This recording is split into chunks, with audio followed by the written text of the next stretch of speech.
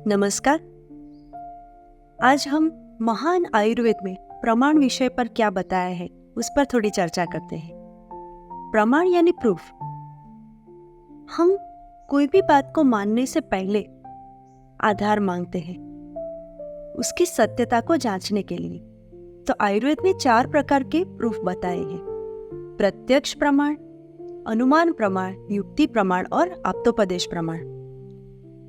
हमने अपनी आंख से देखा, कान से सुना, अपनी पंचों ज्ञानेंद्रियों से जो महसूस किया उसको कहते हैं प्रत्यक्ष प्रमाण।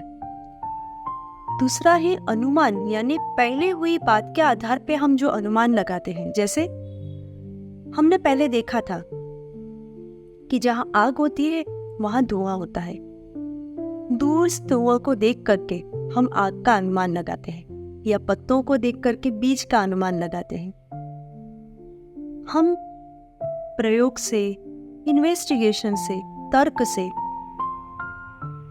जो बात को सत्य साबित करते हैं उसको कहते हैं युक्ति प्रमाण, जो आज के विज्ञान का आधार है। इसके अलावा चौथा भी प्रमाण है आप्तोपदेश प्रमाण। आप्तोपदेश अर्थात आप्त के उपदेश। तो यहाँ आप्त कौन है?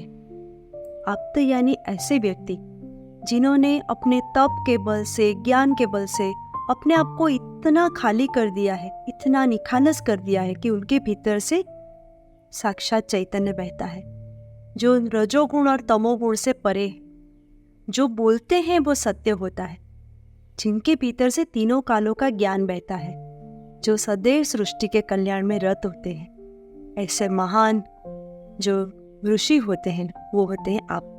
उनके एक एक वचन एक प्रमाण है।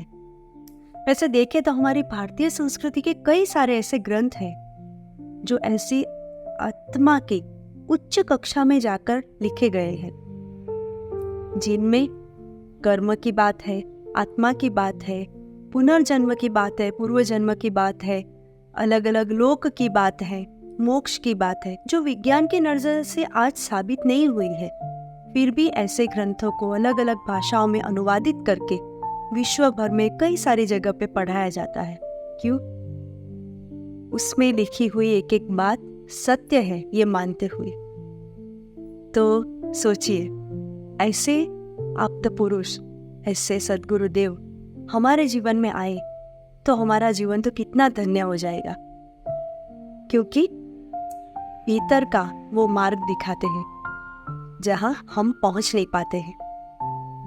तो जाहिर ये है कि उन्होंने लिखी हुई बात अध्यात्म की इतनी उच्च कक्षा में लिखी होगी कि जब तक हम उस कक्षा में नहीं पहुंचते तब तक हम उस अर्थ में समझ नहीं पाते, भले ही वो कितने सरल रूप से कहे, कितने सहज रूप से कहे। तो उसके लिए सबसे पहले है आवश्यक आत्मा का साक्षात्कार, जो सद्गुरुदेव कराते हैं।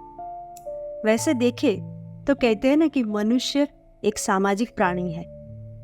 तो प्राणी तो है ही हम, क्योंकि हमारे भीतर से प्राण बहता है, पर मनुष्य से हमारे अंदर मन है, जो मन से मानना होता है। तो ऐसे आप्तवाणी, आप्तोपदेश अगर हम माने तो हमारा जीवन भी सार्थक हो जाएगा।